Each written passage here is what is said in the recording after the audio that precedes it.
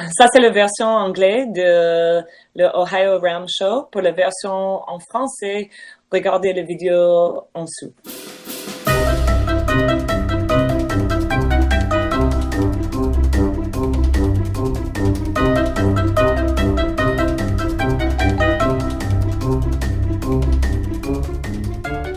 That was Tracy May from Vevey, Switzerland, telling French speakers that there is a French version of this show, which is seen right below this version on the OhioRamShow.com website. And this is the Ohio Ram Show, a show about cycling and ultracycling. Comes to you several times a month. And I'm your host, Lee Kreider. This is show number 173. This show is a product of the Race Across America time stations, 41 in Oxford, Ohio, and 42 in Blanchester, Ohio, the people who do such a great job with time stations during that race in June.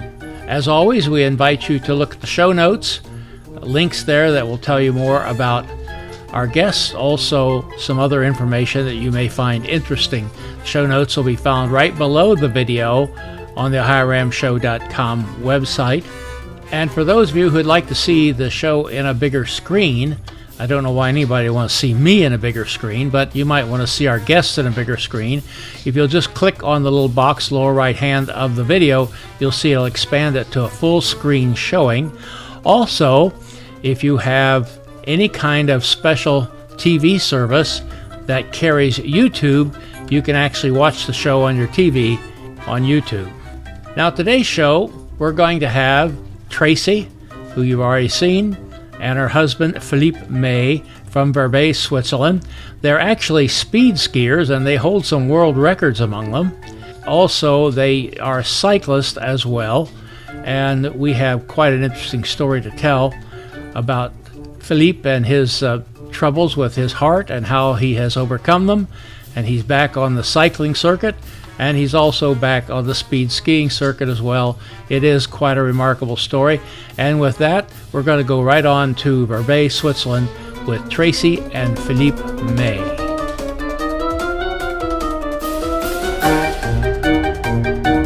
Tracy and Philippe, how are you doing over, well, you're not in Switzerland now, you're in New York, aren't you? Yeah, we're finishing up the end of our vacation, so doing well. Ouais. Je suis effectivement à New York. So Philippe said that it's very nice for him to be in New York. He's profiting from a little vacation here, and he's doing well. But normally you two find yourself in, where is it, Verbier? Is that correct pronunciation, Switzerland? Yes. Very good pronunciation. Excellent pronunciation. So I think Philippe got that. I did have French great many years ago, and well, I've lost most of it, but we do try. Yeah. Tell me a little bit about yourself. Now, we're here to talk about ultracycling, but is it your profession is really speed skiing? Oui, effectivement, mon sport principal, je suis un skieur de yes, he is effectively a professional speed skier, and he started his speed ski career in 1999.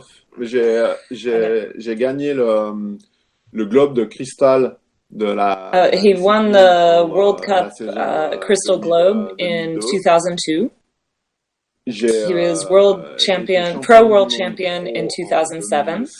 And his fastest speed in speed skiing is 250 kilometers an hour, which at one time was one of the top 5 fastest speeds in the history of skiing. In addition, last year he had the honor of winning a World Cup speed ski race in Andorra, and he has the distinction of being the oldest ski racer in any ski discipline to win a World Cup race. And I believe he didn't say this, but I'll let you know. He also, during that race, got the track record in Andorra as well as the speed record for the Pyrenees Mountains. So at 250 kilometers an hour, doing some quick calculation here, going back to the old money, as is sometimes said, that figures out, doesn't it, to Tracy, about 150 mile an hour? It's actually more. It's 156 miles an hour. So well, who's counting? Yeah. For many of us, we know skiing mostly from watching the Olympics on television. There's a few of us who've been out there on boards a time or two and only dream about those kind of speeds. But how does speed skiing differ from what we see in the Olympics? Philippe says that the biggest difference between speed skiing and other ski disciplines that we see in the Olympics is that speed skiing is the fastest non-motorized sport on Earth, and in speed skiing they are timed over 100 meters in kilometers an hour. So it's an average, I believe, between the 100-meter zone. And in traditional alpine skiing that you see in the Olympics, they are timed from beginning to end, the actual time that it takes them to get down the course, not in kilometers or miles per hour. And it's also important to note that speed skiing was a demonstration sport in the Albertville Olympics in France in 1992. I've had the Twisted Swissters, your team, on back in 2014. We'll get to that shortly. And I've seen some of your films. It's quite amazing. And there's a picture on the screen right now. I believe this is of Tracy. She's not a woman from Mars. She's actually speed skiing in this picture. You go actually pretty much straight downhill, don't you? Yes, in speed skiing they use a straight track and they go straight down without making turns. They use the steepest tracks to get the most speed they can.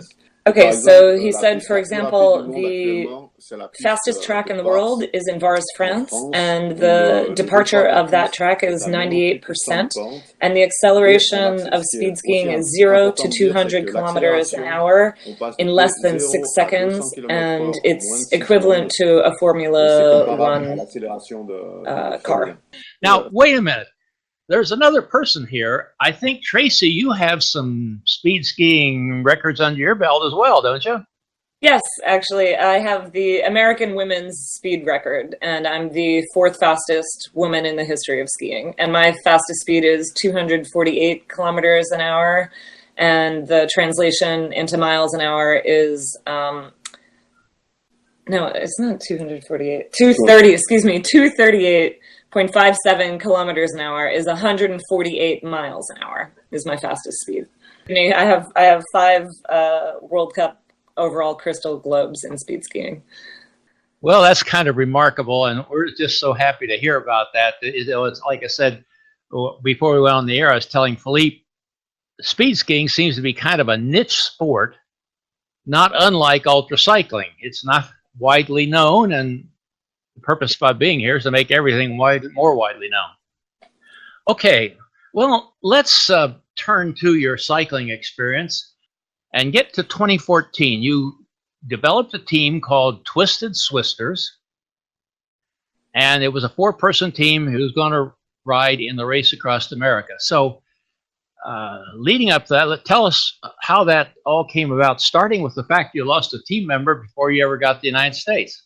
He's going to start the story a little bit earlier than 2014. Wants to go back a little bit and say how he started getting into UltraCycling, which was in preparation for skiing. He was using cycling as his out-of-season sport for ski prep. And when his trainer and doctors said that he should try cycling, he didn't like the idea at all because he didn't think he liked endurance sports. He started riding more and more for his training between seasons, and he started to become accustomed to riding and doing longer rides, and he came across the Race Across America on the internet. Et pour moi, ça a été vraiment quelque chose de... Discovered the Race Across America on the internet. He made the connection with cycling and speed skiing. It was a revelation of something completely crazy. Like with speed skiing, he didn't know that when he first discovered it, that you could go so fast. It became a fascination with the Race Across America, where he didn't realize that you could cross the entire United States with a bicycle, and it became a fixation for him. So, pour revenir alors à 2014, So going into 2014, they prepared a really good athletic team with 4 members that were really well prepared, trained as much as possible, and is that all he said? And they were ready to go. And they lost a team member. One team member had to drop out before the start. Getting to the United States in 2014, what Philippe didn't realize it was going to be the most difficult moment of his life. He already thought it was going to be difficult because of the race, but something happened when he arrived at the United States. And he wasn't feeling well upon arrival in San Diego, and I took him to the hospital, and they diagnosed him, unfortunately, with a genetic heart defect called arrhythmogenic right ventricular dysplasia, which is known as ARVD for short. It was one of the most difficult times of his life, and they had to do many tests, and it took over a week to finalize the diagnosis. And at the finalization of the diagnosis, it's a very difficult heart defect to diagnose. So they had to make sure that that everything was correct in all of the tests that they were doing, and they made the final diagnosis of ARVD, which is a serious heart condition that can cause sudden cardiac death. And they decided to implant a cardiac defibrillator, which is permanently implanted, and it was particularly difficult for Philippe because it reminded him of his father dying in 1976 and his uncle dying shortly after. And it was a connection with the family realizing that this was probably a genetic heart defect, because they also died of massive coronary heart attacks.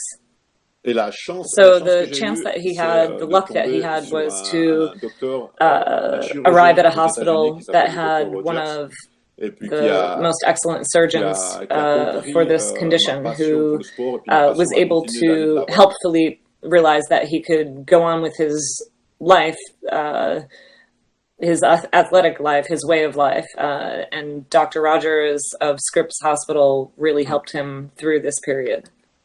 So when he went back to Europe, he couldn't find a doctor, and he went through 11 doctors that said that they would not treat him if he continued to do sport, which is why he really had the luck to find Dr. Rogers, who would help him get through this difficult time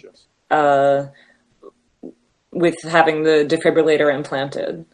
And he really thought that this was the end of his complete athletic career all around. And he, with perseverance and help from Dr. Rogers and Dr. Frey in Switzerland, was able to find a way to continue to train under close observation. And he was able to go back to RAAM 2015 with a different team of 4 people.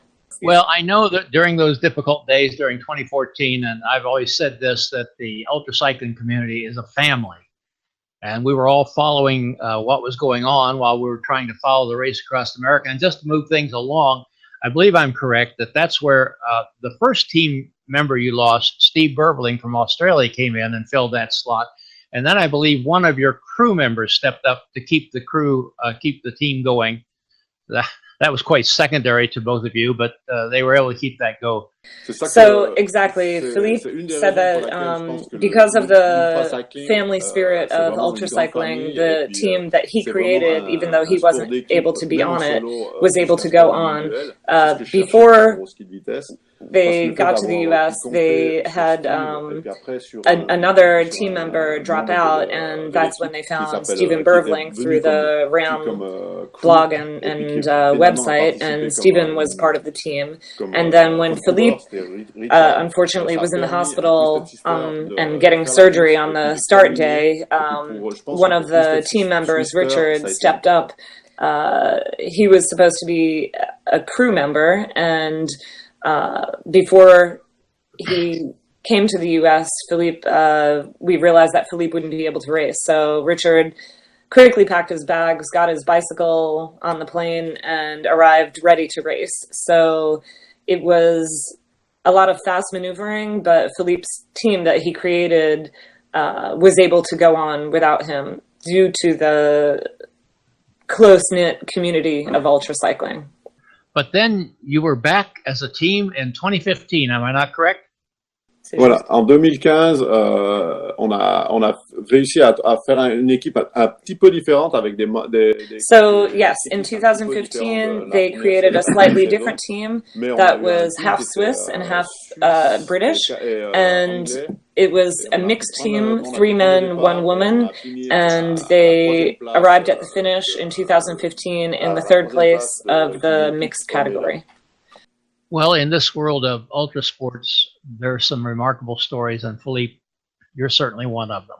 It's exactly what he's found in the sport of UltraCycling. It's really like a big family, and there's a huge support team behind every team that happens. So even when he went on to try raw solo in 2016 and 2017, he really still found that it was a team spirit with all of the volunteers that it takes to get an ultra cyclist to their destination or through the hardships of the actual process of racing. So you came back and did Raw, I believe it was twice, was it, as a solo? Voilà, j'ai participé après 2000. So after RAM 2015, he thought that Raw would be a good challenge for himself and for the volunteers of the Twisted Swissters team. He put together another volunteer team that was really well prepared to help him in Race Across the West, and he was able to do about 1,000 kilometers, and then he got Schirmer's Neck in 2016.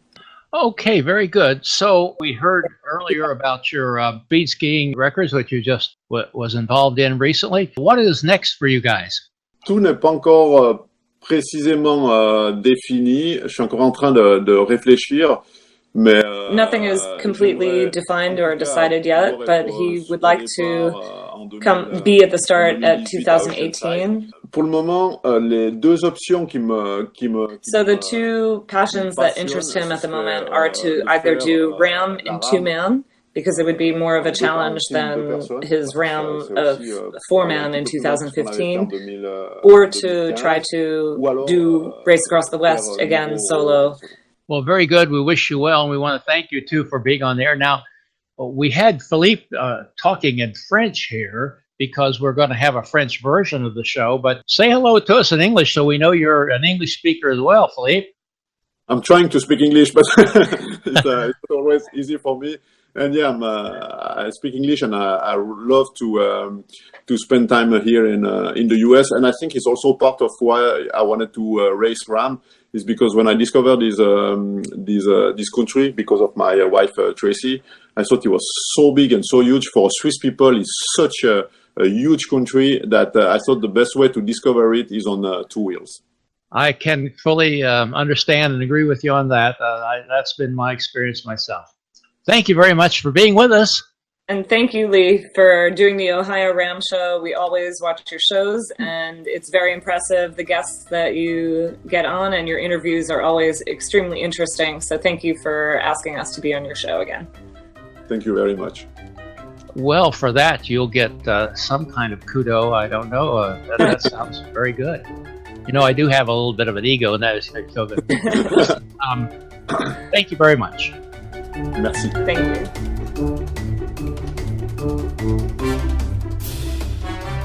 Well, thank you, Philippe and Tracy, for spending time with us. We appreciate you a great deal, and we are only thankful that medical science could do for you what it could not do for your father and your other relatives who suffer from this disease. We thank all of you for your support.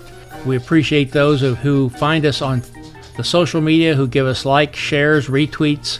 All those kind of things mean a lot to us, but they mean a lot to getting the word out on the wonderful sport of ultra cycling. So when you do those kind of things, you help the show to get that word to other people, and it is having some effect, we're happy to say. I mentioned last time that you can find the Ohio Ram Show on Facebook, and you'll find a link.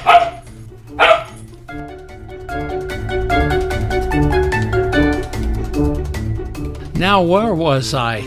That was the show owner, Brewski, putting in his 2 cents worth, and we've tried to assuage him, quiet him down a little bit, and we can go on with things. Well, it's hard to say that you can follow the Ohio Ram Show on Facebook, and you'll see a link in the show notes with everything else where you can subscribe to that page. And as I've told people, if you want to unsubscribe from my personal page because you're interested mostly in getting information about the show, well, that's fine.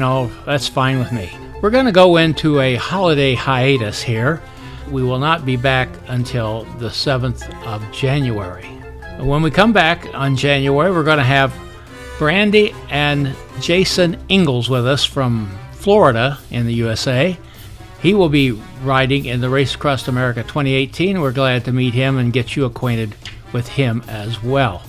So we'll see you again, well, not in 10 days now. It'll be more like 20 days. Have a great holiday season, and goodbye.